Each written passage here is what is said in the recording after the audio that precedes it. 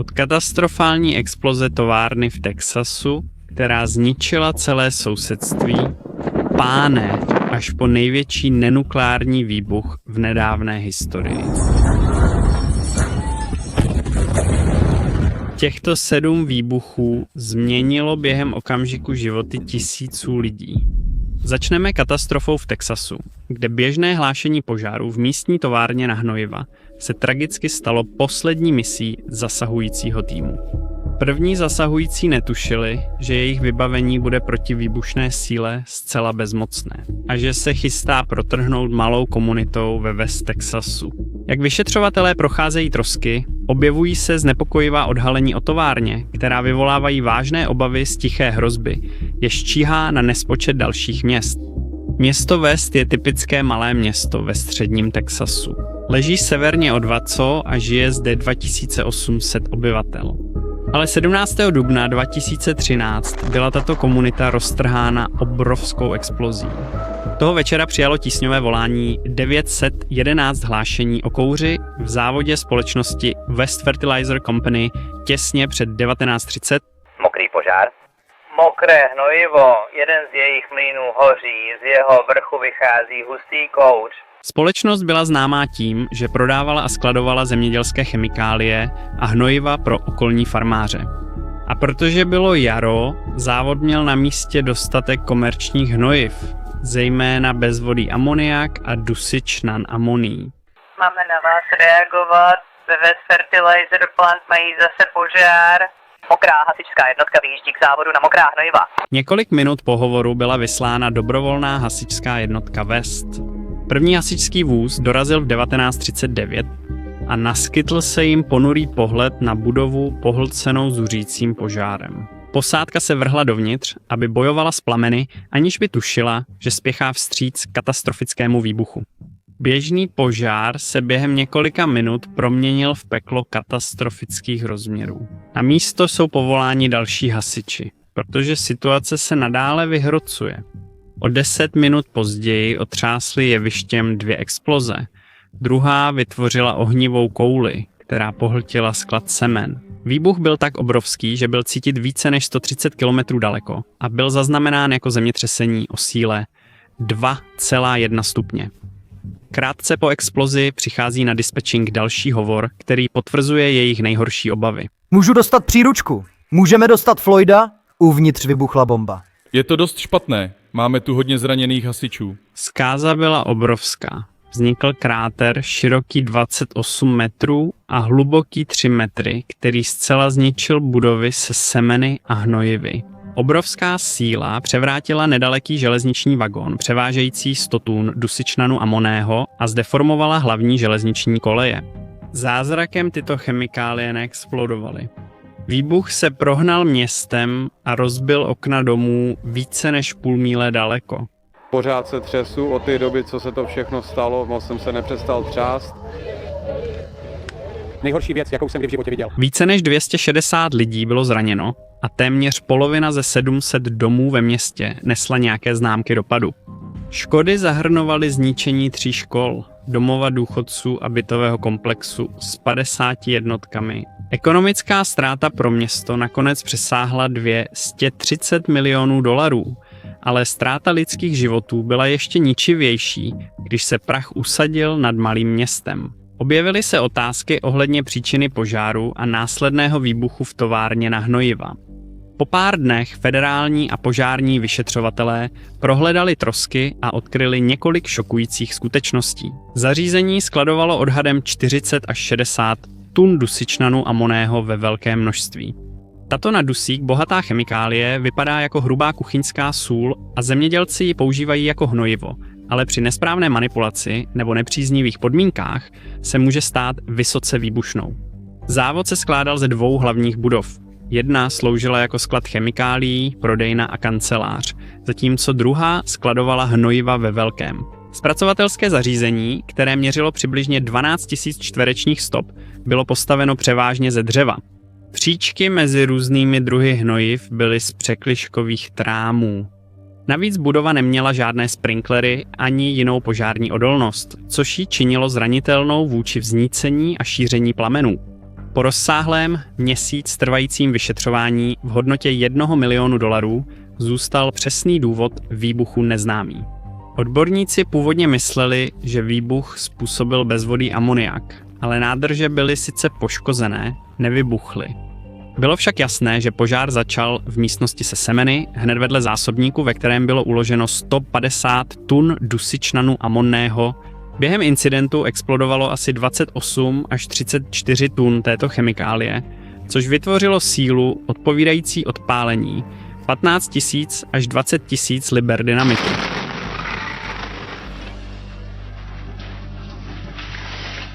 Prosím, odejděte. Pane bože, jak se to stalo? Kdy? Zařízení bylo regulováno nejméně 7 státními a federálními orgány, včetně Ministerstva vnitřní bezpečnosti Spojených států amerických, Agentura pro ochranu životního prostředí, Správa bezpečnosti a ochrany zdraví při práci Ministerstva dopravy Spojené státy americké, Texaského ministerstva státních zdravotnických služeb, Texaské komise pro ochranu životního prostředí a kanceláře státního chemika Texasu. Hrubý nedostatek federálních zaměstnanců a byrokracie zřejmě zklamaly obyvatele západního Texasu, protože regulační agentury zařízení několik let nekontrolovaly. Podle záznamů Agentura pro ochranu životního prostředí naposledy navštívila závod v roce 2007 kvůli stížnosti na zápach. Správa bezpečnosti a ochrany zdraví při práci, která je zodpovědná za bezpečnost na pracovišti, neviděla toto místo 28 let, přestože zde byly skladovány potenciálně nebezpečné chemikálie. Při poslední kontrole v roce 1985 našla Správa bezpečnosti a ochrany zdraví při práci jedno závažné porušení a udělila pokutu $30. V roce 2011 společnost West Fertilizer v hlášení pro Agentura pro ochranu životního prostředí ujistila, že jejich skladovací nádrže nejsou významným požárním ani explozním rizikem. To bylo skutečně zřejmé a nádrže zůstaly nepoškozené i přes požár a explozi na místě. Poté, na konci roku 2012, společnost ve svém podání agentuře Agentura pro ochranu životního prostředí uvedla, že na místě skladuje zásobu 270 tun dusičnanu amonného. To je 1350krát více, než je obvykle považováno za bezpečné. Ministerstvo vnitřní bezpečnosti šokovalo vyšetřovatele oznámením, že závod zřejmě nenahlásil zásobník výbušnin. A to i přesto, že podle zákona musí být informováni, když se na místě nachází více než 1 tuna dusičnanu amonného. Roztříštěný regulační rámec tohoto odvětví zjevně způsobil několik problémů při dosažení komplexního dohledu. Vyšetřovatelé zjistili, že továrna na hnojiva byla časovanou bombou. Nehoda, která čekala, až se stane. Společnost neměla k dispozici žádný plán pro případ nehody a nebyla zavedena žádná účinná reakce na mimořádné události. I když hasiči znali chemikálie, které se ve West Fertilizer běžně skladovaly, nikdy neprošli formálním školením, které by je připravilo na požár nebo chemickou havárii specifickou pro tuto továrnu. Společnost West Fertilizer Company dostala pokutu $118 300 za porušení pravidel pro nakládání s nebezpečnými látkami podle zprávy Rady pro chemickou bezpečnost. 3 roky po zahájení vyšetřování rozhodl Bureau of Alcohol, Tobacco, Firearms and Explosives, že příčinou požáru byl trestný čin a nabídl odměnu až $50 000 za pomoc při dopadení odpovědných osob. Mezitím odborníci na bezpečnost tvrdí, že kontroly a pokuty neřeší hlavní problém – blízkost obytných a veřejných prostor k závodu. Navzdory možným rizikům územní omezení nebránila tomu, aby se obytné nebo komerční prostory přibližovaly k areálu. V důsledku toho se park nacházel ve vzdálenosti 45 metrů. Bytový komplex 113 metrů, West Intermediate School něco přes 60 metrů a místní střední škola asi 150 metrů od závodu.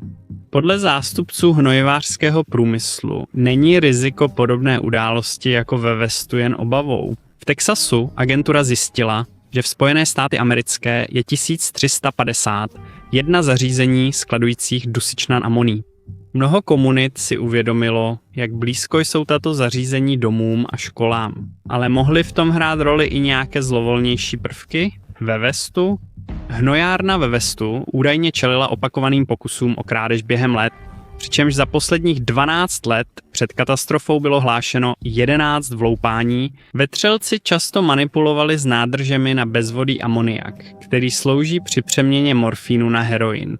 Podobné krádeže byly problémem ve venkovské Americe. Nádrže byly často špatně střežené. Někteří lidé věří, že vloupání v den katastrofy mohlo vést k úniku amoniaku, což způsobilo následný požár, který vedl k explozi. Ale doposud vyšetřovatele nenašli žádné svědky, kteří by tuto teorii podpořili. Po katastrofě společnost West Fertilizer, vlastněná firmou Adair Grain, vyhlásila bankrot. Zařízení mělo pojištění jen na $1 milion amerických dolarů. Po výbuchu se rychle začaly hromadit žaloby. Žalobci žádali odškodnění za majetkové škody, zranění a ztrátu rodiny po výbuchu. Tvrdili, že dusičnan amonný je nebezpečný a byl prodáván bez varování. Většina těchto případů byla vyřešena mimosoudně a důvěrně. Město získalo od žalovaných vyrovnání 1044 milionů dolarů za škody na infrastruktuře, které nebyly kryté pojištěním ani federálními granty. K dnešnímu dni jej Agentura pro ochranu životního prostředí stále nezařadila na seznam chemikálií, které vyžadují zvýšené monitorování, a Správa bezpečnosti a ochrany zdraví při práci nezavedla povinnost mít nehořlavé skladovací kontejnery a požární sprinklerové systémy. S takto nestálým inventářem ponechaným bez kontroly na více než 200 zařízení v Texasu není otázkou jestli, ale pouze kdy dojde k další explozi v některém z těchto zařízení. Násilná exploze si vyžádala životy 15 lidí, z nichž 12 byli první zasahující u požáru, zatímco 3 civilisté také zahynuli. Ale i když jsou bezpečnostní předpisy dodržovány, exploze v nizozemském Enschede ukázala, jak smrtící může být i zcela bezpečné zařízení. Za slunečného nedělního odpoledne v květnu roku 2000 obyvatelé čtvrti Rumbík v Enschede se shromáždili v ulicích a přemýšlejí, odkud pochází ten oblak černého kouře. Netuší, že ohňostrojová společnost měla povoleno působit jen pár metrů od jejich domovů. Čistě ze zvědavosti celá čtvrť vychází ven a ucpává ulici. Najednou to v Rumbíku vypadá, jako by se tam konal festival.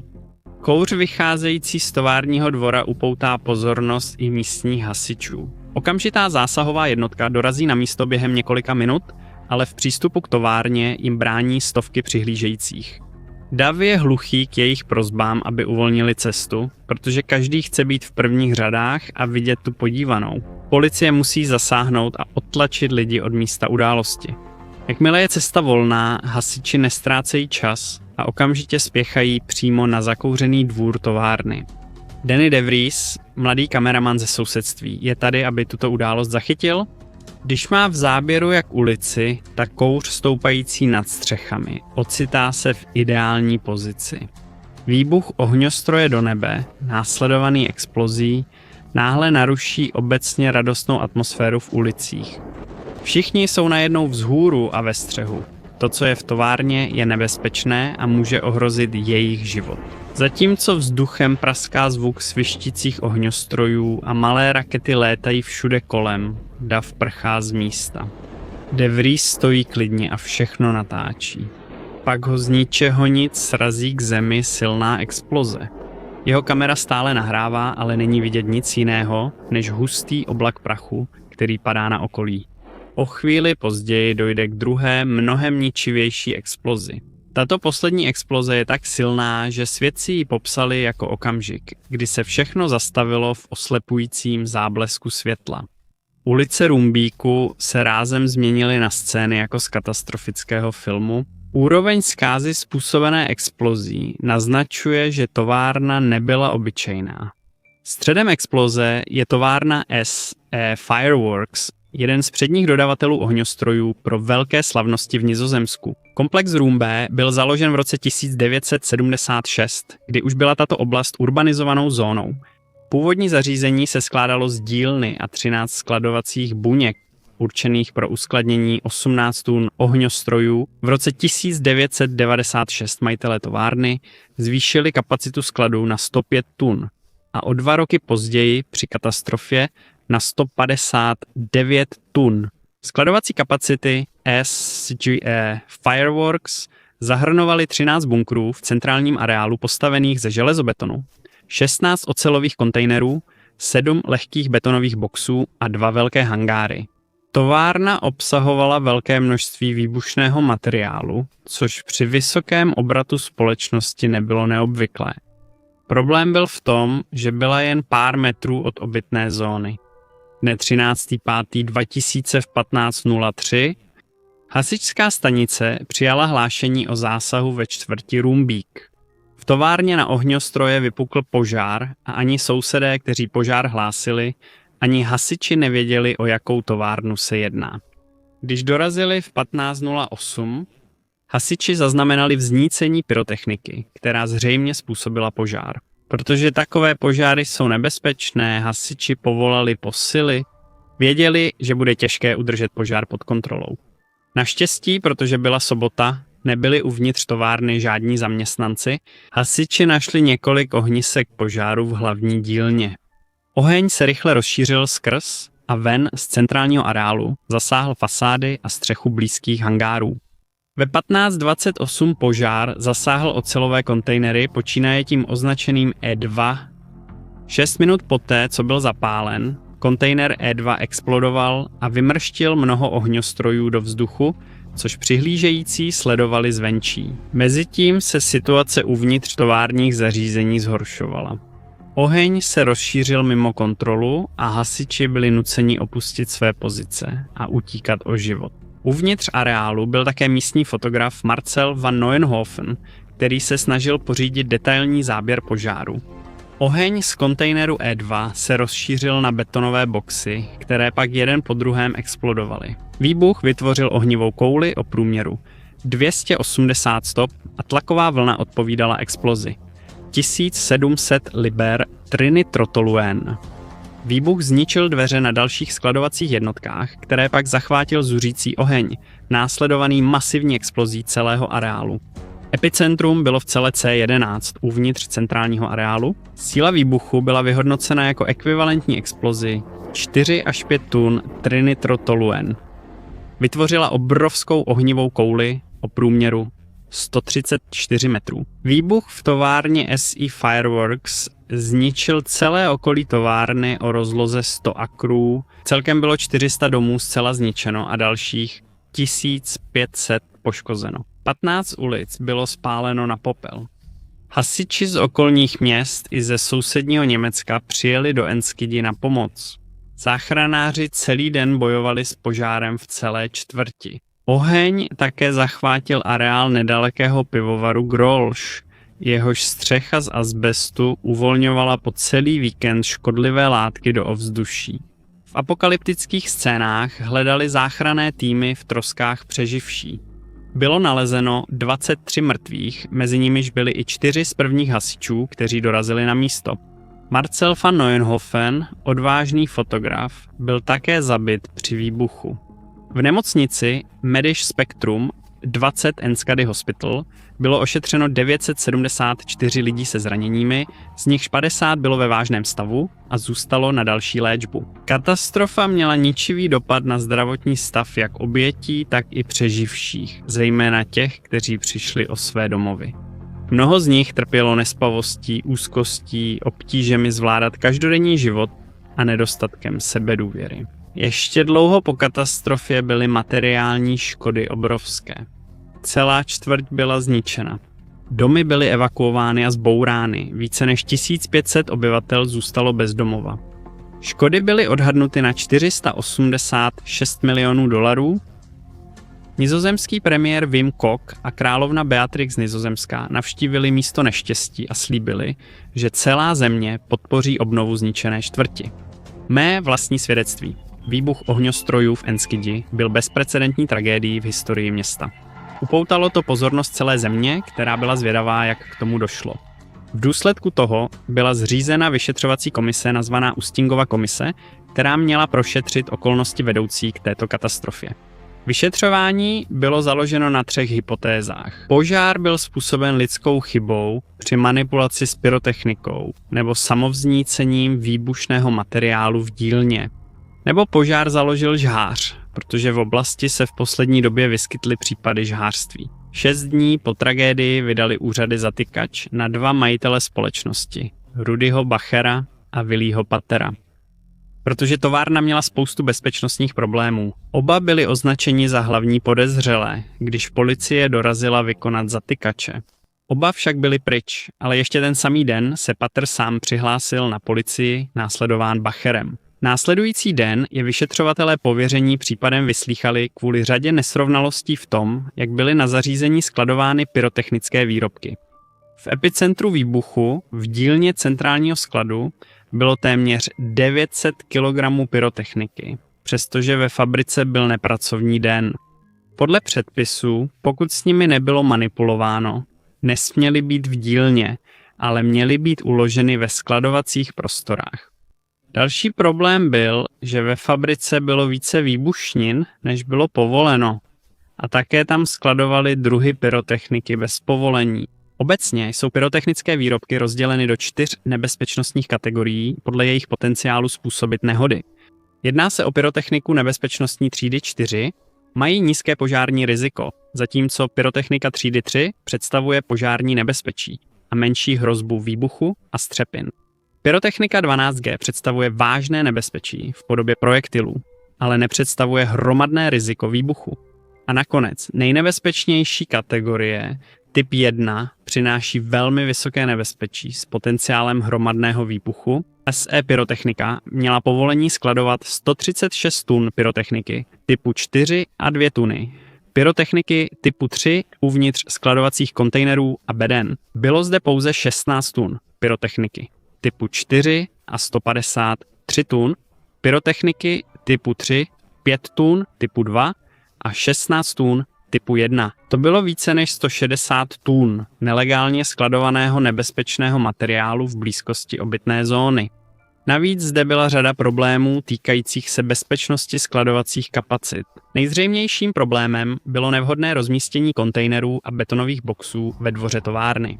Byly naskládány těsně vedle sebe, bez odstupu nebo jiné předepsané formy oddělení mezi instalovanými zemními stěnami. 2 kontejnery tam dokonce vůbec neměly být a nebyly povolené. Žádné ze skladovacích zařízení neprošlo žádným testováním a nemělo žádná vhodná detekční ani hasicí zařízení. Navíc letecké snímky areálu pořízené několik dní před výbuchem ukazovaly, že dveře kontejnerů zůstaly otevřené.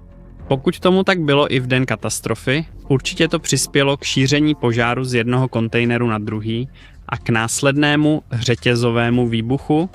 Ironií je, že týden před výbuchem továrna prošla kontrolou a splnila všechny bezpečnostní předpisy.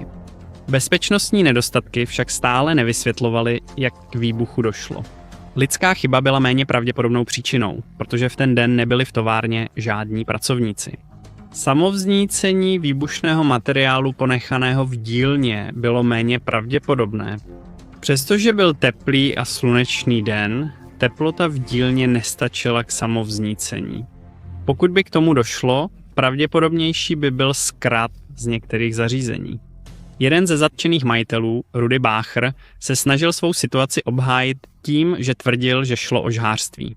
Podle jeho tvrzení měl předchozí majitel SE Fireworks Harm Smolenbrook finanční motivaci to zorganizovat. Smolenbrook prodal firmu Bacherovi a Paterovi 27. dubna 1998, ale zůstal vlastníkem pozemku a budov, které novým majitelům pronajímal. Podle ustanovení smlouvy o odkupu tvrdí Bacher, že Smolenbrook měl v plánu prodat pozemek obci, ale musel se zbavit svých nájemců. Nějakým způsobem se žhářství skutečně zdálo jako dobrá volba. Policie zatkla 34letého Andreho de Vriese, kterého obvinila ze založení požáru v SE Fireworks dne 13. května 2000, ale bez jakéhokoliv spojení se Smolenbrookem. I když de Vries vytrvale tvrdil svou nevinnost, soud ho v květnu 2002 odsoudil k 15 letům vězení. Rozsudek byl založen na svědectví svědků, stopách po spáleninách od střelného prachu na jeho kalhotách a jeho výpovědích. Jak se ukázalo, de Vries měl z nevinností pravdu. Odvolací soud ho v roce 2003 zprostil viny z žhářství a pustil z vězení. Komise USTIG zveřejnila závěrečnou zprávu 28. února 2001. Závěr byl, že majitelé továrny Citovaně spáchali řadu závažných přestupků v oblasti nakládání s pyrotechnickými materiály, vybavením z různých struktur a používáním a umístěním nevyhovujících staveb. Pokud jde o odpovědnost místních a národních orgánů, komise pouze navrhla řadu zlepšení systému. Dne 2. dubna 2002 odsoudil nizozemský soud majitele SE Fireworks ke 6 měsícům vězení za dovoz a prodej nelegální pyrotechniky, porušení bezpečnostních předpisů a skladovacích licencí. Každý dostal pokutu $2540 za porušení bezpečnostních předpisů. Jelikož však již strávili 3 měsíce ve vazbě a jejich tresty byly na 3 měsíce podmíněně odloženy, byli propuštěni jako svobodní muži. Vážnější obvinění z nedbalosti kvůli požáru bylo opuštěno. O několik let později po katastrofě a soudním procesu známý whistleblower Paul Van Boutenen provedl vlastní vyšetřování. Nejprve tvrdil, že inspektoři odvedli špatnou práci při vedení vyšetřování, ale pak naznačil, že celá záležitost byla obrovským vládním ututláním. 2 detektivové ve zprávách uvedli, že s oficiálním vyšetřováním byly problémy. Tato tvrzení byla odmítnuta, ale detektivové byli propuštěni. Přesto se vláda a místní úřady snažili co nejlépe reagovat na katastrofu a obnovit Rumbík. Vláda nabídla značnou finanční podporu na obnovu čtvrti, zatímco úřady v Enschede organizovaly realizaci plánu obnovy, vědomi si své odpovědnosti za katastrofu. Místní rada se přímo neúčastnila rozhodovacího procesu, ale předala tuto úlohu obyvatelům Rumbíku. Ti, kteří trpěli nejvíce, mohli rozhodnout, jak bude čtvrť vypadat. Místní úřady byly přítomny pouze proto, aby zaznamenali jejich názory na místě bývalé továrny na ohňostroje, epicentru katastrofy. Část původního betonového základu továrny, která byla zničena výbuchem, byla ponechána na místě, aby ji pohltila příroda. Ačkoliv se říká, že čas zahojí všechny rány, potrvá dlouho, než se zahojí traumata lidí, kteří přežili jednu z nejničivějších nehod v novodobé historii Nizozemska. Zpátky v Spojené státy americké katastrofa na olympijském potrubí proměnila poklidný potok v vroucí kotel smrti. Je to dokonalý letní den? V parku Whatcom Creek si 2 mladí chlapci užívají přírodu a hrají si u potoka. Avšak v jediném okamžiku se poklidná existence tohoto města promění v násilnou ohnivou kouli, která spálí vše, co jí stojí v cestě. Ale co nebo kdo způsobil tuto ničivou explozi? Ocelové potrubí spravované společností Olympijský vede od rafinérií na severu Washingtonu až do Portlandu v Oregonu. Je to zásadní tepna pro přepravu paliva a je dálkově ovládána z Rentonu. Počítače zde sledují tok paliva, hlídají problémy a regulují tlak, aby zabránili nehodám. Ale pod povrchem skrývá chyby, které brzy povedou ke katastrofě. 10. června začíná den pro personál řídícího centra jako každý jiný. Pak asi 1/4 hodiny po 3. odpoledne si jeden z operátorů systému všimne chyby v počítačových záznamech, které sledují ventily a tok benzínu v potrubí. To byl první náznak, že něco není v pořádku, ale po dvojité kontrole věří, že je vše v pořádku.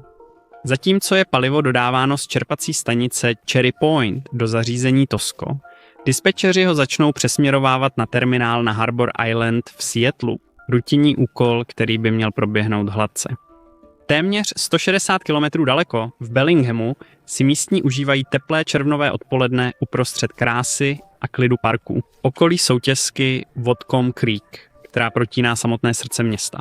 Je předposlední den školního roku a mezi návštěvníky potoka si 20letí chlapci, Steven Jorvis a Wade King, hrají poblíž břehu řeky, na známém místě, kde se cítí bezpečně. Zpátky v řídicím centru v Rentonu je situace méně poklidná. Ve 15:18 operátoři zahajují přečerpávání, ale tlak v potrubí začíná narůstat proti proudu od místa dodání. Zpočátku se předpokládá, že zvýšení je normální kvůli běžným výkyvům při přečerpávání paliva. Operátoři aktivují záložní čerpadlo k uvolnění tlaku. Přesto však přečerpávání paliva nečekaně selže. Spustí se alarmy a počítače přestanou reagovat, protože operační systém selže. V tomto kritickém okamžiku se situace rychle vyhrotí. Ve 14:22 čerpadla se vypínají kvůli vysokému tlaku. Operátoři, omezení nereagujícím systémem, se snaží pochopit a zvládnout rychle se vyvíjející situaci.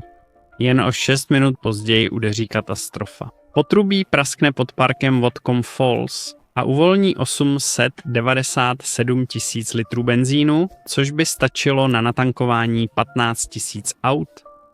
Minutu poté tlak klesne na normál, ale potrubí se uzavře. Mezi Cherry Point a Rentonem zůstávají operátoři, kteří o prasknutí nevědí a mají zdánlivě nefunkční systém. Přeprava benzínu z Cherry Pointu byla pozastavena. Týmy hodnotí situaci. V domnění, že problém vyřešili, operátoři znovu spouštějí přepravu z Cherry Pointu. Netuší, že pumpují ještě více benzínu do praskliny. Dalších 40 minut proudí benzín do potoka a situace se stává stále nebezpečnější. Než čerstvý absolvent střední školy odejde k potoku, napíše rodičům vzkaz, aby věděli, kde bude. Liam Watt chytá na mušku na svém oblíbeném místě, nedaleko těch 2 malých chlapců.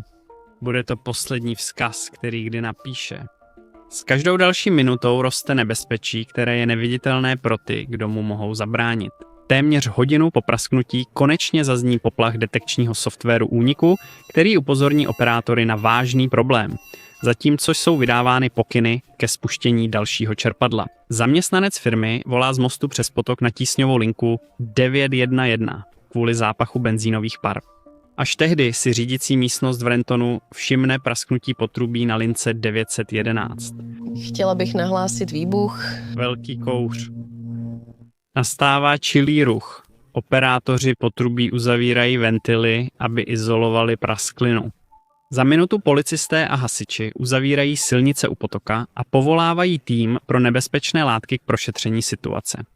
Benzín dál vytéká z místa praskliny poblíž úpravny vody, šíří se po proudu a nasakuje do vody, přičemž čistá voda v potoce se mění na mléčně bílou. Voda kontaminovaná toxickým palivem začíná uvolňovat páry, které vytvářejí těžký dusivý dým vznášející se nad potokem a okolím. Nemohl jsem uvěřit tomu, co jsem viděl. Opravdu to tam volně teklo. Benzín všude. Páry stoupaly tak vysoko, jak jen jste dohlédli, úplně rozmazali celé panorama za potokem. Liam, aniž by tušil blížící se nebezpečí, dál rybaří. Benzínové páry, těžší než vzduch, se usazují v nižších částech parku i v kaňonu, kde je Liam. Jak zápach sílí, začíná ho přemáhat. Je uvězněn mezi stěnami kaňonu. Nemůže uniknout dusivým výparům. Liam ztrácí vědomí, padá do potoka a utopí se.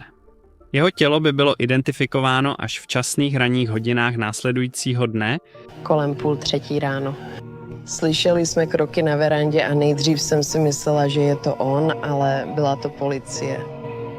Takže tak nám řekli, že Řeka se stala nebezpečnou, protože na hladině plave benzín, který vytváří výbušnou vrstvu táhnoucí se po proudu. Téměř 90 minut po prasknutí je vážnost situace stále zřejmější. Operátor tísňové linky volá na pohotovostní číslo Olympic kvůli původu úniku. Bylo jim řečeno, že společnost o situaci ví a že potrubí bylo uzavřeno. Krátce poté začnou rozhlasové stanice vysílat nouzová hlášení, která vyzývají lidi, aby se drželi dál od potoka, a začíná evakuace oblastí do 60 metrů od potoka. Nebezpečí je bezprostřední, ale nikdo neví, jak blízko jsou skutečné katastrofě. Dispečeři ropovodu nakonec volají na tísňovou linku 911 kvůli možnému úniku produktu do potoka Whatcoma. Brzy se ukáže, že situace byla silně podceněna. Jak benzín pokračuje v toku po proudu, sebemenší jiskra by mohla způsobit ohnivé peklo. Mezitím 2 přátelé Wade a Steven našli starý vyhozený zapalovač na cigarety. Jejich zvědavost je přemůže a začnou si s ním hrát, aniž by tušili, že kolem nich se hromadí výpary a uniklý benzín. Chlapci s ním cvaknou a okamžitě přeskočí jiskra, která zapálí výpary ohlušujícím výbuchem. Instinktivně oba skočí do potoka, aby se pokusili zachránit, ale žosy jsou těžce popáleni. Výbuch vyšle obrovskou ohnivou kouli. která dosahuje odhadované teploty 2000 stupňů Fahrenheita. Proud ohně se žene po potoce k dálnici Interstate 5 v centru města a rychle se šíří, rozprostírá se asi 24 km podél toku. Dopad je cítit po celém Bellinghamu. Plameny pohlcují potok a do vzduchu stoupá mohutný černý oblak kouře do výšky 9000 metrů. Je to viditelné na míle daleko. Dva mladí chlapci jsou nalezeni sousedy, jak stojí v šoku a bolesti, jejich oblečení spálené intenzivním žárem. Do 18:30 mají hasiči hlavní požáry pod kontrolou. Silueta města se během hodiny začíná vyjasňovat. Oba chlapci byli letecky přepraveni do nemocnice v Seattlu, ale prognóza nevypadala dobře, když plameny ustupovaly. Příčina katastrofy byla vyšetřována. National Transportation Safety Board zjistil, že výbuch nebyl jen ojedinělou událostí, ale sérií lidských chyb, přehlédnutí a systémových selhání, která trvala několik let. Všechno to začalo v roce 1994 během modernizace městské čistírny vody, kdy dodavatelé omylem zasáhli blízké potrubí těžkou technikou. Promáčklina tehdy vypadala nevýznamně a kvůli špatné kontrole Olympiku zůstala bez povšimnutí. Na konci 90. let společnost provedla vnitřní kontroly potrubí kvůli možnému poškození z dřívějšího výkopu. Jenže vyhodnocení pokazili a rozhodli se poškozený úsek nevykopat a neskontrolovat. Těsně před katastrofou společnost spouštěla nové zařízení v blízkosti, což jen přidalo další problémy. Ventil, který zastavuje tok v potrubí, se nečekaně stále zavíral. To způsobovalo problémy s tlakem a provozem. Ale i když se to stále opakovalo, nic s tím neudělali. Navzdory těmto zjevným problémům nad tím zavírali oči až do prasknutí. A když sečetli všechny ztráty, celková bilance katastrofy byla prostě zdrcující. Ekosystém potoka byl zničen požárem, který spálil 26 akrů, spálil půdu a vypařil vodu. Veškerý vodní život po proudu od místa prasknutí byl zničen, včetně více než 10 000 ryb, asi 3 000 ptáků a drobných savců. Uhynuli také vidry, bobři a káně rudooké. Výbuch zničil úpravnu vody v Bellinghamu a způsobil škody na okolním majetku ve výši $58 milionů. Bohužel chlapci nepřežili. Wade zemřel v časných ranních hodinách den po katastrofě a Steven zemřel krátce poté. Můj syn miloval baseball a nechtěl jsem, aby trpěl, tak jsem mu řekl, je tam baseballový zápas, který se hraje v nebi.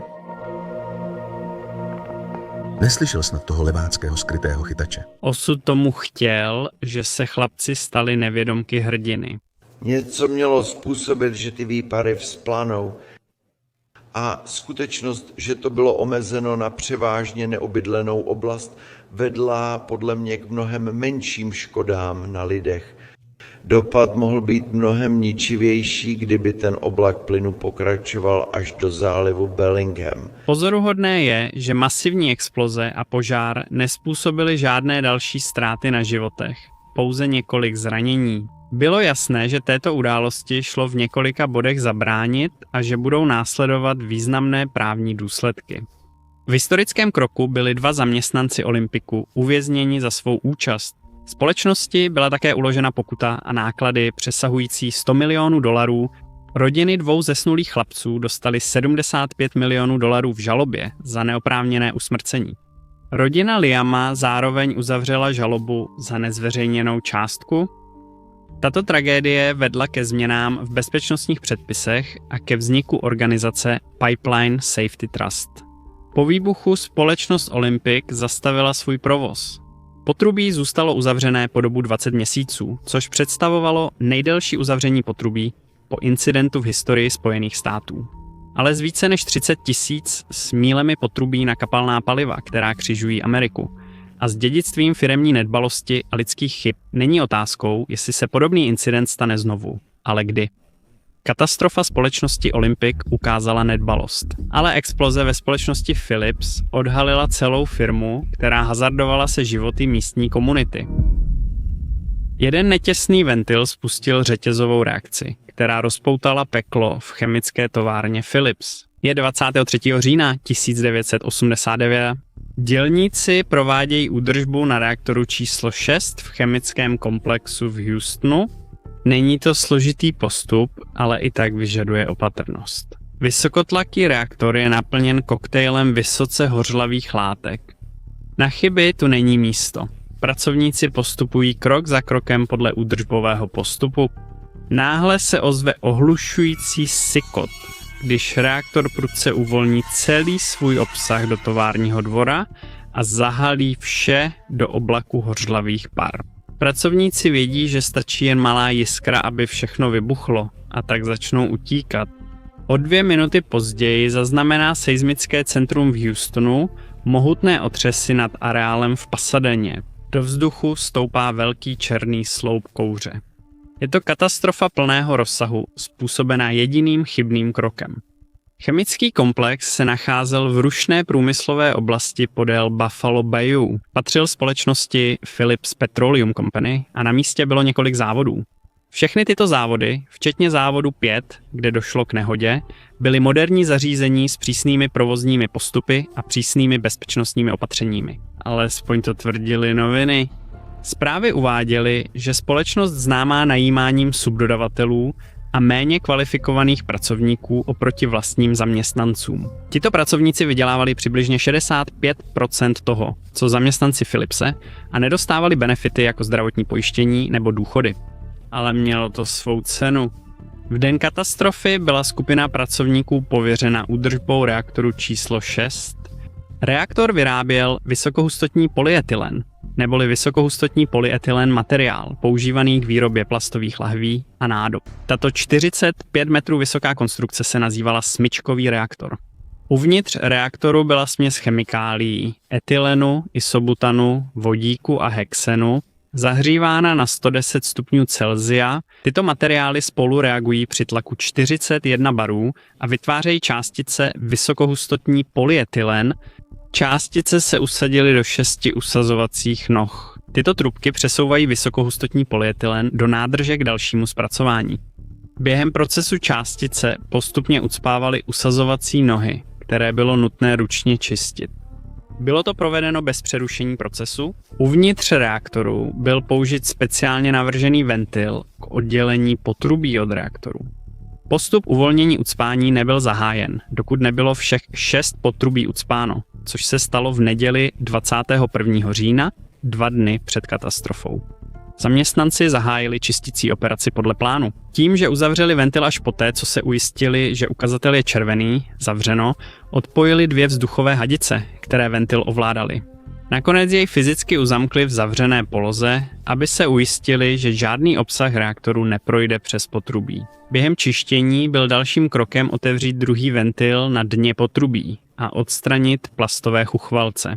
Ale postup byl ponechán k dokončení na příští týden. Kvůli jiným pracovním prioritám by se dalo zpochybnit, zda by katastrofě šlo zabránit jiným pořadím úkolů. Bylo zapotřebí podrobného vyšetřování, aby se zjistilo, co se stalo dál. V pondělí 23. října bylo do atmosféry uvolněno 99% obsahu reaktoru, což je asi 38 500 kg. Během vteřiny se po areálu rozšířil nebezpečný oblak vysoce hořlavého plynu.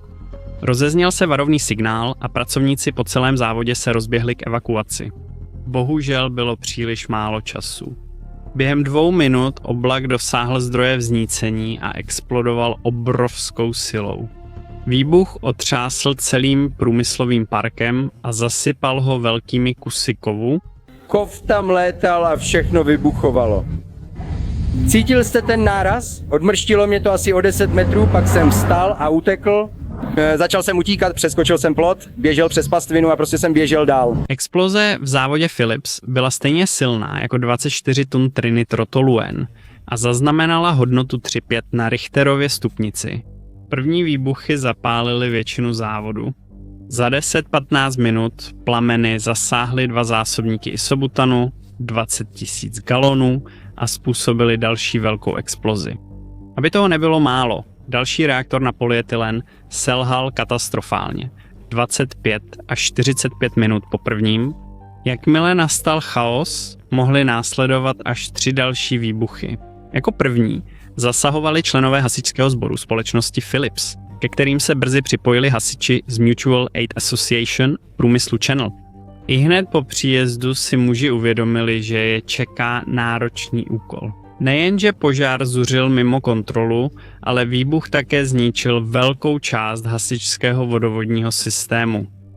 Hasiči museli použít alternativní zdroje, jako byla chladicí věž, vodovod z vedlejšího závodu, usazovací nádrže a dokonce i lodní kanál. Navzdory veškeré snaze byly silné plameny a velké množství paliva pro zasahující velmi náročné. Nakonec po 10hodinovém boji se společným úsilím hasičských vozů, pěnových vozů Philips a brigád z okolních závodů a místních oddělení podařilo požár zkrotit. Během této doby byly pátrací a záchranné operace většinou nepraktické. Teprve následujícího rána vstoupili zaměstnanci Philipsu do závodu, aby zjistili, zda je pro pátrací a záchranné týmy bezpečné vstoupit. I když byl požár pod kontrolou, stále hrozilo nebezpečí dalších výbuchů a zřícení konstrukcí. Jako první na místo dorazili pracovníci Úřadu pro bezpečnost a ochranu zdraví při práci, aby shromáždili a uchovali důkazy. Jejich vyšetřování odhalilo nejen značné množství nedostatků v závodě, ale také naznačilo, že představitelé závodu o těchto problémech věděli předem. Po důkladném prozkoumání se během probíhající údržby objevil možný sled událostí. Fyzický zajišťovací zařízení bylo odstraněno z horního ventilu usazovací nohy číslo 4. Při opětovném připojení vzduchových hadic pracovníci omylem otevřeli ventil, takže obsah reaktoru unikl přes usazovací nohu. Vyšetřování odhalilo zásadní chybu v návrhu systému. Přívodní a výstupní hadice vzduchu horního ventilu byly totožné. To umožnilo záměnu, takže pracovníci je mohli připojit opačně, i když ukazatel mohl ukazovat zavřeno. Ventil mohl být ve skutečnosti otevřený. Výbuch a požár zabili 22 pracovníků závodu, další zaměstnanec zemřel později v nemocnici. Všechny oběti byly nalezeny do 250 stop od reaktoru 6, kde došlo k úniku plynu. Zpráva pro prezidenta uváděla, že bylo při nehodě zraněno 130 lidí, 35 pracovníků bylo hospitalizováno, z nichž 5 mělo život ohrožující zranění. Po požáru zůstalo více než 100 pracovníků nezraněno. Zachránili je lodě pobřežní stráže Spojené státy americké a hasičského sboru Houstonu. Společnost Philips Petroleum utrpěla škody na majetku v hodnotě $715 milionů, což by dnes odpovídalo 173 miliardám dolarů a dalších $700 milionů ztráty na příjmech. V závěrečném závěru vyšetřování Správa bezpečnosti a ochrany zdraví při práci zjistila závažné porušení dobře zavedených a dobře pochopených postupů, které vytvořily podmínky umožňující únik a následný výbuch. Jednoduše řečeno, Philips záměrně přehlížel vlastní bezpečnostní postupy a standardní průmyslové praktiky. Například v závodě v Pasadeně společnost zavedla postup, který nezahrnoval záložní ochranu. Navíc Správa bezpečnosti a ochrany zdraví při práci zjistila, že mechanismus ovládání vzduchem mohl být připojen kdykoliv, dokonce i během údržby, a že někdo mohl ventily omylem nebo úmyslně otevřít. Kromě toho byla společnost Philips obviněna z nedostatečného oddělení mezi budovami a závodem, což přispělo k velkému počtu zraněných a mrtvých. Pracovníci jednoduše neměli dostatek prostoru k účinné evakuaci, vysvětlila americká ministryně práce Alžběta Doleová. Tuto tragédii ještě zhoršuje jasný důkaz, že této explozi se dalo předejít, kdyby byly dodrženy uznávané bezpečnostní postupy. Správa bezpečnosti a ochrany zdraví při práci odhalila interní dokumenty Philipsu, vyzývající k nápravě, které byly většinou ignorovány. Zdůraznila také, že Philips i další firmy najímají méně kvalifikované subdodavatele na nebezpečné práce. A mělo to smrtelné následky. 2 měsíce před katastrofou subdodavatelé otevřeli potrubí k nádrži, aniž by tuto linku izolovali. Hořlavé rozpouštědla unikla do sousední oblasti, kde se vznítila a popálila 4 pracovníky, z nichž 2 zemřeli. Při jiné příležitosti, kterou viděl provozní závodu, navrhli pracovníci subdodavatele použít tlak reaktoru k vyčištění ucpaných ventilů, což byl postup, který mohl vést ke katastrofě podobného rozsahu. Nakonec Správa bezpečnosti a ochrany zdraví při práci obvinila společnost Philips Petroleum Company z 566 úmyslných a 9 závažných porušení a navrhla celkovou pokutu přibližně 57 milionů dolarů. Společnost Philips Petroleum Company souhlasila po zprávě se zaplacením pokuty 4 miliony dolarů zavést doporučené postupy řízení procesní bezpečnosti, Správa bezpečnosti a ochrany zdraví při práci ve všech firemních zařízeních v celé zemi. Dohoda stanovila, že Správa bezpečnosti a ochrany zdraví při práci odstraní úmyslné označení těchto citací. Navrhované standardy řízení bezpečnosti.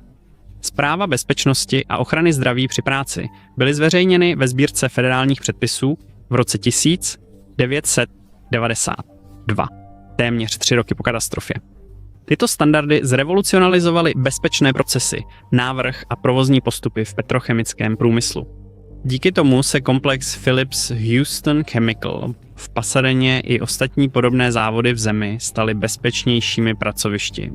Přesto se v roce 1999 stal závod místem další exploze a požáru, při kterém zahynuli 2 dodavatelé, kteří uhořeli. Roztavený plast při 500 stupních Fahrenheita.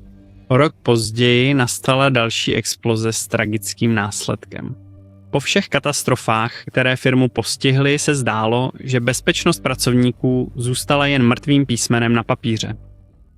Na rozdíl od texaské exploze, jejíž příčina byla zřejmá, exploze v Hutchinsonu nechali celé město hádat, kde udeří další smrtící výbuch. V 10:45 dopoledne typické ráno se rozpadá v chaos. Násilná exploze roztrhne obchod v centru města. Její síla je tak mocná, že zničí asi polovinu bloku obchodů, rozmetá sklo a trosky na nic netušící chodce. Ale tohle je teprve začátek. Krátce poté nastane druhý výbuch v obchodě s elektronikou Woodyho poblíž první exploze. Plameny a strach se šíří malým městem a všichni, včetně Národní úřad pro letectví a vesmír, jsou zvědaví, co způsobilo tuto explozi. Hutchinson, Kansas, město ležící podél řeky Arkansas, je známé jako solné město díky svým historickým solným dolům a má populaci něco málo přes 40 000 obyvatel. Hutch, jak mu místní říkají, prosperuje díky bohatým přírodním zdrojům, včetně tvrdé pšenice a ropy, ale pod jeho kouzlem číhá nebezpečí. 17. ledna je typický den. Lidé si jako obvykle vykonávají své ranní rutiny. Nic není neobvyklého, dokud hasiči nedostanou hovor. V centru města došlo k ničivé explozi, příčina je neznámá. Když spěchají na místo, vítají je scény zkázy, požáry, vztek, trosky rozeseté všude a vyděšení lidé. Utíkejte do bezpečí, sklo z rozbitých výloh je rozeseté, kam až oko dohlédne. Poslední věc, kterou si pamatuju, byl rachot jako hrom. Podívala jsem se nahoru a všechny stropní desky padaly dolů. Zadní část budovy s dekoracemi chrlí kouř a plameny, které potemňují oblohu valícími se mraky. Hasiči spěchají na místo, rychle staví žebříky a stříkají proudy vody na požár. V počátku se domnívají, že příčinou požáru je prasklé plynové potrubí a proto okamžitě uzavírají přívod, ale požár i přesto zuřivě pokračuje. Záchranáři si uvědomují, že zdroj plynu není místní a co je ještě znepokojivější, nemají nad ním žádnou kontrolu.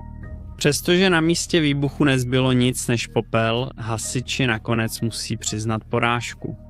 Naštěstí jsou zranění jen lehká, ale škody na majetku jsou rozsáhlé. Pak, když se začne stmívat, stane se něco ještě podivnějšího. Na různých místech kolem Hutchinsonu začnou tryskat gejzíry zemního plynu a slané vody. Některé až do výšky 9 metrů. Jsou převážně na východní straně města, několik mil od původní exploze. 2 z těchto gejzírů nyní hoří. Městští úředníci v panice horečně hledají odpovědi krátce poté, co dodavatelé zjistili původ těchto nebezpečných gejzírů. Když vystopovali původ do průmyslové minulosti Hutchinsona v 19. století, prospektoři objevili velké zásoby soli v podzemí, což umožnilo rozvoj solného průmyslu v regionu. Horníci používali k těžbě soli louhovací těžbu, při které vrtali hluboké vrty. Poté do těchto vrtů vstřikovali vodu, aby sůl rozpustili. Solný roztok byl poté čerpán zpět na povrch a zpracováván. Jak se těžba rozšiřovala, vznikaly pod zemí velké dutiny. Ale jak čas plynul a těžební operace se přesouvaly nebo ukončovaly, mnoho z těchto vrtů bylo jednoduše opuštěno. Od té doby se duté solné útvary staly jedněmi z nejbezpečnějších skladovacích zařízení v zemi. Hollywood zde uchovává historické artefakty, například originální filmy Star Wars a Čaroděj ze země Oz. Ale kromě pamětních předmětů zde skladují i něco mnohem hrozivějšího. Miliardy krychlových stop zemního plynu, zatímco město horečně hledalo odpovědi, jak bojovat s úniky plynu. Katastrofa udeřila znovu hned následující den. Tentokrát exploze otřásla parkem mobilních domů na východní straně města. Plyn pronikal do jednoho z přívěsů a zástěna, která měla dům izolovat, ho nechtěně uvěznila uvnitř. Při vaření došlo k vznícení plynu a explozi, která zabila starší manželský pár.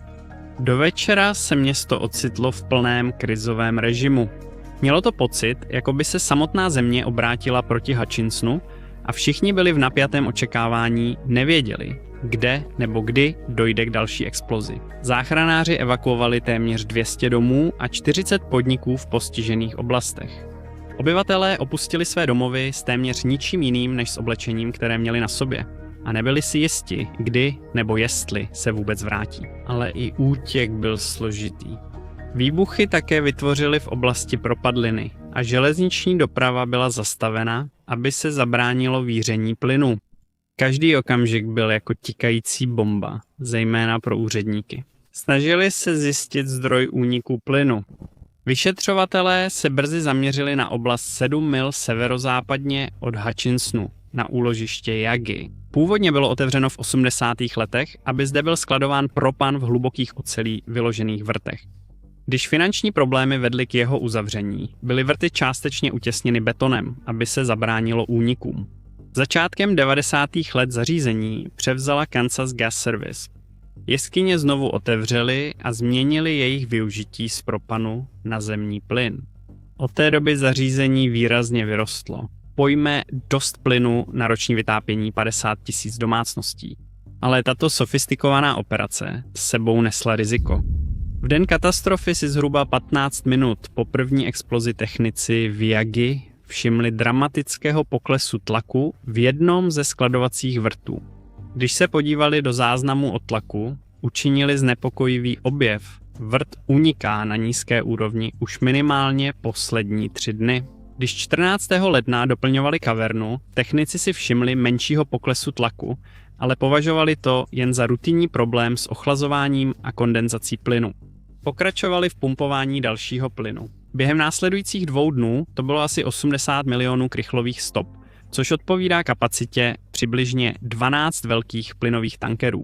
Den po explozích informovali majitelé KGA městské úředníky o úniku a uvědomili si, že to časově souvisí s výbuchy a požáry v Hutchinsonu. V rámci okamžité reakce nasadila společnost více než 100 pracovníků, kteří prohledávali město kvůli únikům plynu. Chodili od dveří ke dveřím, ulici po ulici a pomocí ručních i vozidlových detektorů hledali stopy plynu.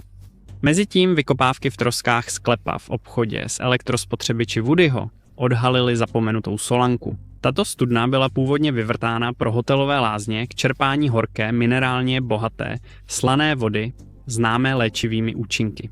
Jak se krize rozvíjela, byl k vyšetřování přizván kansaský geologický průzkum. Okamžitě začali odebírat vzorky půdy, provádět průzkumy a měřit emise plynů. Jejich hlavním cílem bylo najít zdroj úniku a pochopit, jak se plyn dostal tak daleko. To je zavedlo zpět k úložišti Yagi. Používali nástroje jako termokamery k detekci tepla unikajícího plynu a georadar k mapování podzemních struktur, známý také jako vibrační vozy. Vibrační desky vysílají seismické vlny do země a vytvářejí obrazy hornin pod povrchem. Podobně jako lékařský ultrazvuk, tato metoda pomohla odhalit možné cesty migrace plynu. S ohledem na složitost situace byla přivolána Národní úřad pro letectví a vesmír, aby pomohla. Národní úřad pro letectví a vesmír provedla letecké průzkumy nad Hutchinsonem a okolními oblastmi s využitím svých termovizních schopností. Snímky ve vysokém rozlišení ukázaly horká místa i úniky plynu, které nebylo možné vidět ze země. Ale Národní úřad pro letectví a vesmír tím neskončila. Použila také radar z letadel a satelitů ke sledování pohybu země a detekci propadlin. Senzory byly také nasazeny k nalezení stopového množství metanu. Zjištění obou agentur byla zároveň poučná i znepokojivá. Plyn se pohyboval podzemními vrstvami, starými solnými doly a studnami. Právě tato síť cest k povrchu způsobila, že bylo tak těžké úniky zastavit. Nejlepším řešením byly odvzdušňovací vrty, které umožnily kontrolovaný únik plynu. Takže v závodě s časem dělníci vyvrtali řadu vrtů na strategických místech podél úniku plynu. Poté plyn na povrchu kontrolovali jeho spalováním.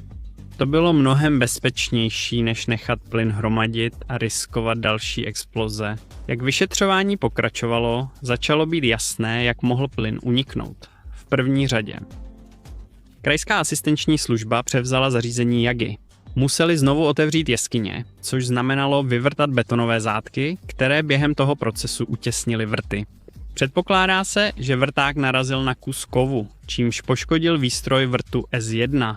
Geologický konzultant při prohlížení videa z jeskyní řekl, že to vypadalo jako kuchyňský nůž zařezávající se do plechovky. Unikající stlačený plyn se dostal do vyšších geologických vrstev, kde se rozšířil všemi směry a pronikl do opuštěných solných vrtů. To by vysvětlovalo slanovodní plynové gejzíry kolem města. Trvalo více než měsíc, než pochodně spálili odhadem 143 milionů krychlových stop plynu, který unikl ze zásobníků. Výbuchy kontaminovaly půdu a vodu, chemikálie zhašení situaci zhoršily. Dlouhodobá zdravotní rizika a znečištění ovzduší metanem, plynem a kouřem ovlivňovaly zdraví obyvatel celé týdny. Bezpečnostní opatření byla znovu přehodnocena. Pro postižené obyvatele bylo také zavedeno pravidelné testování vody, půdy a ovzduší. Jejich boje teprve začínaly. Původní výbuch zničil 2 firmy a poškodil dalších 26. Bylo podáno několik velkých žalob proti mateřské společnosti KGAS1 Oak Incorporated a jejím dceřiným společnostem. Majitelé zničených podniků obdrželi $525 milionů. Poté bylo v hromadné žalobě přiznáno $5 milionů obyvatelům jako odškodnění za škody. A rodina páru, který zemřel v mobilním parku, také urovnala mimosoudně mnohamilionovou žalobu. Pro obyvatele Hutchinsonu byla cesta k zotavení dlouhá a náročná. Výbuchy v Hutchinsonu v roce 2001 navždy změnily tvář města a ukázaly, že někdy jsou největší hrozby ty, které nevidíme. Od jedné městské exploze ke druhé. Proslulý výbuch v Bejrútu byl největší nenukleární explozí v novodobé historii. To, co začíná jako nejlepší den života Isry Zablaňové, se při focení svatebních fotografií brzy promění v noční můru. Na bejrútském náměstí Saifi roztrhne město obrovská exploze. Je těsně před 6 hodinou večer. 4. srpna 2020 vypukne nekontrolovatelný požár v jednom z hangárů v bejrútském přístavu v Libanonu. Zdánlivě poté létaly jiskry od svářeče, když opravovali díru ve zdi. Na místo je vysláno 9 hasičů a 1 záchranář, ale nemají tušení, jaký je skutečný rozsah katastrofy. Původně se domnívají, že hangár obsahuje ohňostroje, ale když podají hlášení velitelskému centru, tým sdělí veliteli hasičů, že něco není v pořádku. Pak obrovská exploze otřese pobřežím hlavního města Libanonu.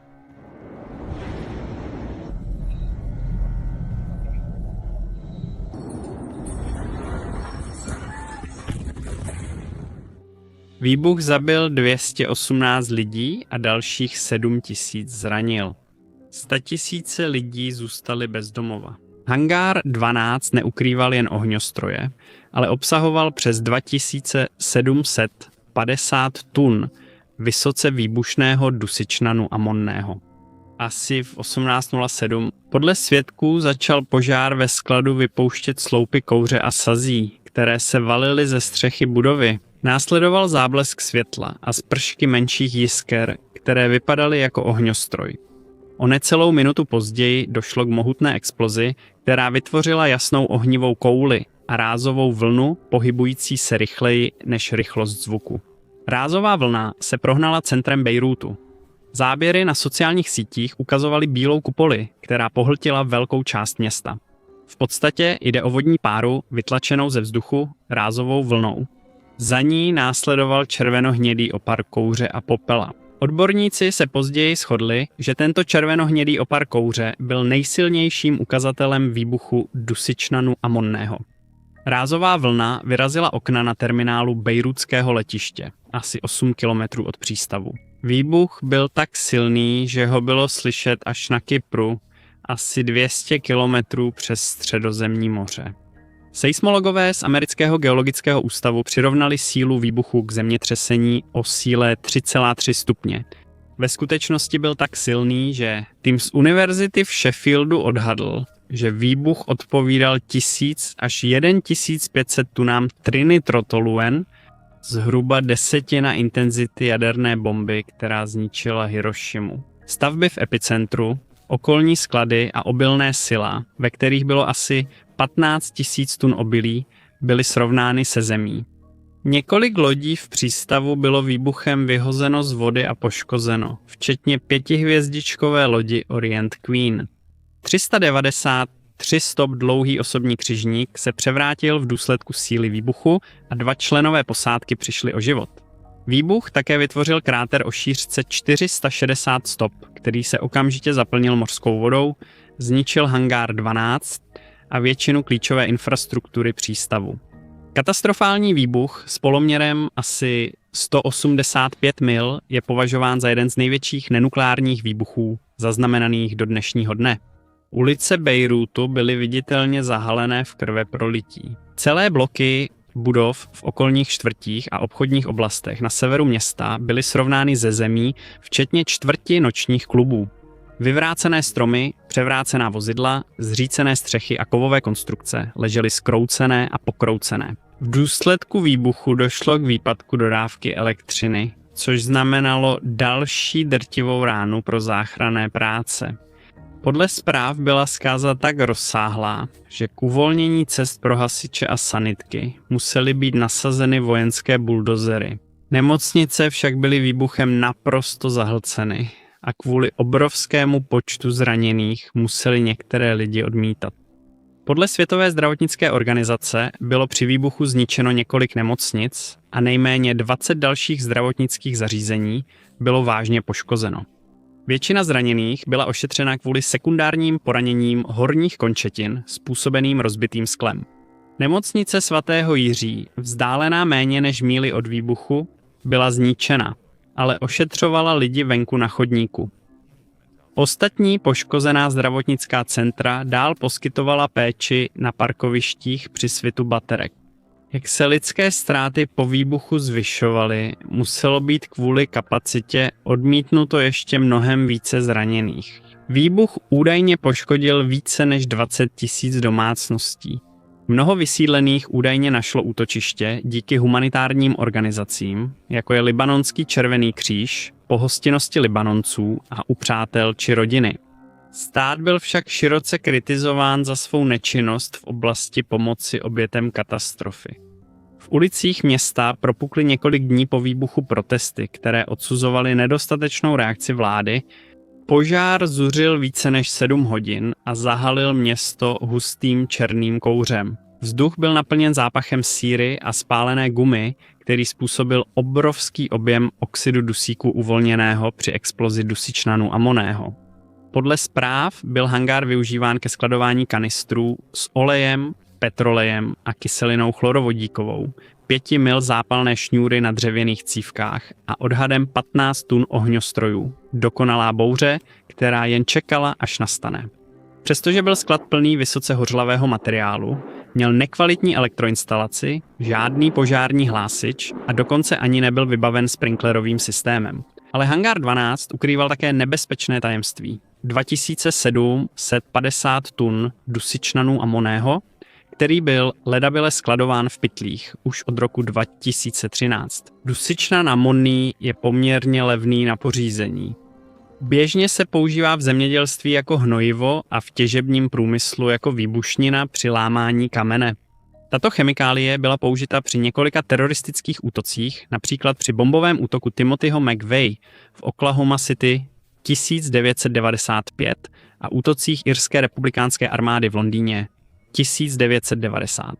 Otázka, která všem ležela na mysli, byla, proč bylo tolik dusičnanu amonného skladováno tak blízko obytných předměstí Bejrútu, kde žilo odhadem 10 000 lidí, pouhou míli od skladu, a kdo nesl vinu za tu zkázu.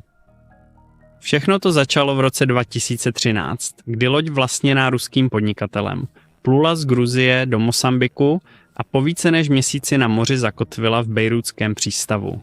Loď Rosas Merchant převážela na palubě 2750 tun dusičnanu amonného, když zakotvila v Bejrútu, údajně kvůli technickým problémům. Podle bývalého kapitána lodi však už loď nikdy přístav neopustila. Majitel měl finanční potíže a doufal, že v Libanonu naloží nějaký náklad, aby si před cestou do Mosambiku vydělal nějaké peníze navíc. Ale dodatečný náklad byl příliš těžký a posádka ho odmítla převzít. Loď byla nezpůsobila k plavbě a zadržena. Kvůli nezaplaceným přístavním poplatkům majitel opustil posádku, aniž by jim vyplatil mzdy nebo zaplatil přístavní poplatky. Plavidlo a jeho 4 členové posádky byli nuceni zůstat na palubě po dobu 11 měsíců kvůli imigračním omezením. Nakonec byli v roce 2014 propuštěni ze soucitu. Výbušný náklad byl zabaven a přemístěn do hangáru 12, kde zůstal až do toho osudného dne v srpnu 2020. Více než 6 let ležel vysoce hořlavý náklad nečinně a nezabezpečeně v hangáru 12. Znepokojení představitelé přístavu zaslali vládním úředníkům řadu e-mailů, ale nic se neudělalo. První série e-mailů byla odeslána někdy v roce 2014 poté, co byl dusičnan amonný poprvé vyložen. Bývalý ředitel celního úřadu poslal soudci pro naléhavé záležitosti e-maily s varováním před nebezpečím skladování této vysoce výbušné chemikálie v přístavu. Ale podle Al Jazeera News nikdy nedostal odpověď. Jeden z e-mailů požadoval po námořní agentuře, aby okamžitě znovu vyvezla náklad kvůli nebezpečí, které představuje jeho skladování v nevhodných klimatických podmínkách v hangáru. Dopis dokonce navrhoval, aby úřady prodali chemický náklad libanonské společnosti na výbušniny. Zpráva z roku 2019, která byla zaslána libanonské vládě a týkala se hrozeb spojených s hořlavým nákladem, údajně zůstala bez odezvy. Úředníci ignorovali varování přístavních úřadů i poté, co byly odhaleny bezpečnostní hrozby kvůli díře ve zdi skladu 12. Předpokládá se, že jiskry od svářečů, kteří tuto díru opravovali, vedly k ničivé události. Výbuch nastal, zatímco se civilisté snažili dát své životy dohromady uprostřed zkázy. Odhaduje se, že škody přesahují 15 miliard dolarů. Libanonské úřady po výbuchu zatkly přes 20 přístavních a celních úředníků. Prezident Michel Aoun slíbil národu, že proběhne úplné a transparentní vyšetřování, ale odmítl výzvy k mezinárodní pomoci při tomto šetření.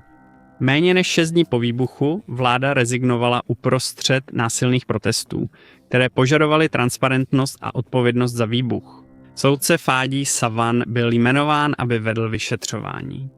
Ukázalo se, že tento úkol bude pomalý a frustrující, protože všichni členové parlamentu mají zákonnou imunitu před trestním stíháním. Ani jeden vysoký představitel nebyl v Libanonu nikdy úspěšně stíhán za trestné činy, přestože korupce a špatné řízení jsou zde běžné. Ale v prosinci 2020 jedna soudce Savan obvinil dočasného premiéra Hassana Diába a 3 bývalé ministry z nedbalosti v souvislosti s výbuchem v přístavu. V nepříjemném zvratu událostí však 2 politici, které obvinil, dosáhli jeho odvolání z vyšetřování s tvrzením, že není nestranný. Občanské skupiny od té doby lobují za zrušení imunity, aby mohla zvítězit spravedlnost, ale nic nenasvědčuje tomu, že by se místní vyšetřování posunulo kupředu. V červenci 2022 podala švýcarská organizace Accountability občanskoprávní žalobu ve Spojených státech. Požadují $250 milionů odškodnění pro přeživší a doufají v nové důkazy pro posun libanonského vyšetřování. Poté v dubnu 2022 španělské úřady na pokyn Interpolu a libanonské vlády zatkly 43letého Portugalce. Jorge Morera byl obviněn z terorismu a způsobení smrti použitím výbušnin. Morera údajně objednal dusičnan amoní při práci ve společnosti Mosambická továrna na výbušniny. Mluvčí společnosti řekl, že chemikálie byla objednána v roce 2013, ale nedorazila. Byli šokováni, když slyšeli, že výbušný materiál zůstal ležet v chátrajícím skladu v Bejrútu až do výbuchu. Morera byl od té doby propuštěn, ale nesmí opustit Španělsko až do svého extradičního slyšení. Pokud bude uznán vinným, hrozí mu od ledna 2023 doživotní vězení. Soudce odpovědný za vyšetřování vznesl nová obvinění proti 8 úředníkům, poté, co bylo vyšetřování téměř 13 měsíců pozastaveno. Nařídil propuštění 5 osob zadržených krátce po výbuchu v roce 2020, včetně přístavních úředníků, svářeče a dodavatele. Co se týče nevěsty z virálního videa Izry Sablániové, shodou okolností byla také lékařkou a krátce po výbuchu poskytovala zraněným lékařskou pomoc ve svatebních šatech. O měsíc později se novomanželé přestěhovali do Spojených států více než 2 roky po katastrofě. Jizvy po ničivé explozi zůstávají viditelné, protože obnova více než 62 000 obytných prostor a více než 20 000 podniků a budov, které byly zničeny, pokračuje šnečím tempem. Dnes stojí poblíž epicentra výbuchu socha vysoká 2,5 metru, vyrobená z rozbitého skla, zkroucené oceli a dalších materiálů ze zničených domů a budov. Postava ženy držící meč slouží jako připomínka 218 lidí, kteří byli toho dne zabiti. U jejich nohou leží rozbitý hodinový strojek, který stále ukazuje 6:08 přesný okamžik výbuchu. Po hrůze v Bejrútu se incident v Oregonu mění z tragédie na frašku. Když dobře míněné úřady rozhodnou odpálit velrybu,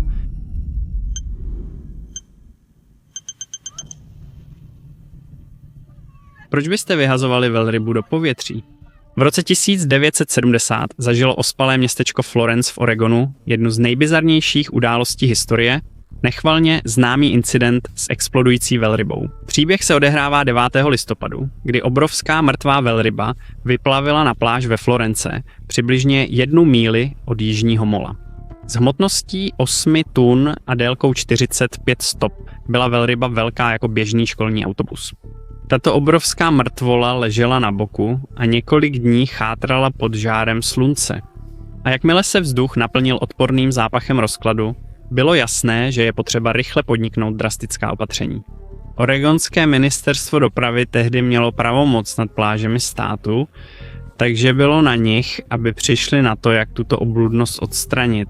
A protože vyplavení velryby bylo na oregonském pobřeží extrémně vzácnou událostí, nikdo si vlastně nepamatoval, jak se řešilo poslední vyplavení. Údajně v roce 1910. Zvažovalo se pohřbení velryby, ale úřady se obávaly, že ji příliv nakonec znovu odkryje. Další možností bylo rozřezat mršinu a odvést ji, ale to s sebou neslo logistické i nechutné problémy, například najít odvážné dobrovolníky a speciální vybavení. A nechat velrybu přirozeně zetlít byl pomalý proces, který mohl představovat zdravotní rizika a dlouhotrvající zápach. Když už moc možností nezbývalo, objevil se odvážný plán, jak se této hnící obludy zbavit z pláže, odpálit ji na kusy. Rozhodnutí, které nakonec vedlo ke katastrofální komedii omylů. Jak se zápach velryby šířil po pobřeží, shromáždil se dav morbidně zvědavý na rozkládajícího se leviatana. Zpravodajské štáby tam hladověly po senzačním příběhu. Mezi nimi byl reportér Paul Lindman, který očekával nenáročnou reportáž, ale dostal mnohem víc, než s čím počítal. Oregonské státní silniční oddělení nemělo jenom velký problém, mělo páchnoucí velrybí problém. Co dělat s 45 stop dlouhou a 8 tun těžkou velrybou, která po připlutí na pláž u Florence zemřela? Jiří Thornton, inženýr silničního oddělení a zodpovědný úředník, to sdělil Lindmanovi. Dynamit už v minulosti vyřešil spoustu problémů a on měl strategii. No, jsem si jistý, že to bude fungovat. Jediný, co nevíme, je, kolik výbušnin bude potřeba, aby se tahle věc rozpadla. Takže mrchožrouti, raci, kraby a podobně to můžou uklidit. Po konzultaci s odborníky z amerického námořnictva a specialisty na munici se úřady dohodly, že to stojí za pokus. Za použití půl tuny výbušnin začal výkop, když odborníci na výbušniny pečlivě rozmístili 20 50-librových beden dynamitu kolem velryby. Jak napětí rostlo, dav byl přesunut o 1/4 míle zpět do bezpečné vzdálenosti. Thorntonova strategie byla zacházet s velrybou jako s balvanem a odpálit zbytky směrem k oceánu, kde by se o úklid postaral příliv. Ujišťoval pochybovače, že jednoduše promění mršinu v zvládnutelné kusy pro mrchožrouty. Kolem projížděl náhodný kolemjdoucí s výcvikem ve výbušninách ve svém novém Oldsmobilu a narazil na tuto scénu. Varoval silniční oddělení, že potřebují méně výbušnin, aby vytlačili velrybu zpět do moře, nebo výrazně více, aby ji rozmetali na malé poživatelně velrybí kousky. Navzdory jeho návrhům detonace proběhla podle plánu. To, co se stalo potom, bylo naprosté šílenství. Hlasitý výbuch vymrštil pravou stranu velryby do výšky 45 metrů velrybí tkáň a písek vytryskli do vzduchu jako vybuchující sopka. Diváci na dunách sledovali s úžasem, jak se savec rozpadá. Ale humor se rychle změnil v paniku, když se místo malých kousků začaly směrem k divákům nebezpečně vymršťovat kusy velrybího masa. Diváci ječeli a prchali do úkrytu, když kolem nich dopadaly obrovské kusy ožehnutého masa. Když si štáb zpravodajství uvědomil, že nejsou dostatečně daleko, také se dali na útěk. A tyhle věci začnou dopadat na zem. Bum, bum, bum, bum, bum. A najednou si uvědomíte, proboha, tady mě může zabít velrybí tuk. Nejhorší ze všeho byl odporný zápach vypařených vnitřností, který zvedal žaludky všem v okolí. Nebo, jak to řekli zpravodajské štáby, zápach byl hrozný, ale když tu věc roztrhli, byl 2krát tak hrozný. Uprostřed chaosu jedna oběť vyčnívala. Auto zaparkované 140 metrů daleko bylo najednou rozdrceno kusem velryby o velikosti konferenčního stolku. Ironií osudu to bylo nové auto Oldsmobile, patřící kolem jdoucímu, který se snažil varovat úřady. Mohli jen s hrůzou sledovat, jak se jeho cenné auto mění ve šrot. Bylo to pěkný auto, právě jsem ho koupil u Donhama a byl to model Regency. Jak říkám, vtipné bylo, že jejich slogan zněl velrybí obchod. Během 2 dnů stát Oregon majiteli proplatil plnou maloobchodní hodnotu jeho auta. Neuvěřitelné je, že nikdo nebyl zraněn. Následky si vyžádali další opatření. Thornton prohlédl místo činu, našel kusy velryby rozházené kolem a všude byl rozprášený tuk. Nebo jak řekl reportér Lindman, výbuch vybuchl, tuk se rozletěl za všechny myslitelné meze. Výbuch také vyhloubil obrovskou díru do pláže.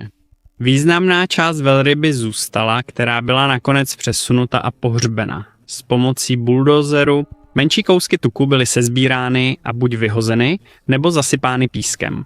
Radci, od kterých se původně očekávalo, že se budou živit zbytky, byli výbuchem vyplašeni a po nějakou dobu se oblasti vyhýbali. V polovině 90. let byl inženýr Thornton kontaktován Lindmanem, ale odmítl být natočen na kameru. Věřil, že mediální pokrytí události proměnilo úspěšnou operaci v katastrofu. Když se ho zeptali, jestli chce prozradit, co se ten den pokazilo, Thornton stručně odpověděl a naznačil, že se ve skutečnosti nic nepokazilo. Pro Lindmana se segment, který váhal natočit, stal do jisté míry historickým fenoménem. Byl jsem na to tázán, nebo jsem to musel komentovat téměř denně. Takový byl život. A rozhodně byla doba, kdy jsem už měl dost toho, jak o tom pořád slyším, ale nakonec jsem se s tím smířil. Podle údajů z roku 2006 bylo toto video zhlédnuto na několika platformách více než 350 milionkrát. Příběh o vybuchující velrybě byl varováním už v roce 1979, kdy se na pláži jižně od Florencie vyplavilo a zemřelo 41 vorvaňů. Možnost rozmetat mršiny dynamitem byla rychle zamítnuta. Úřady místo toho mršiny spálily a pohřbily. Současná politika Oregonu je pohřbívat mrtvé velryby vyplavené na břeh do písku. v projevu kolektivního humoru. Obyvatelé Florence nazvali své nové rekreační místo Památník vybuchující velryby na památku nechvalně proslulé události před více než 50 lety. Vybuchující velryba možná zanechala na pláži nepořádek, ale také dala vzniknout velkolepému příběhu.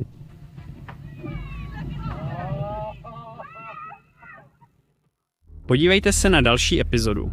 Líbí-li se vám video, dejte like a napište komentář na podporu kanálu.